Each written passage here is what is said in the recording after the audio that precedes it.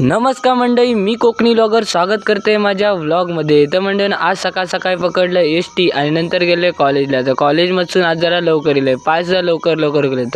तर कारण काय होता त्याचा तर याकच तर आज जायचं होतं देवळात. तर घराकडे गेले आणि पटापट गाडीची चावी घेतलं.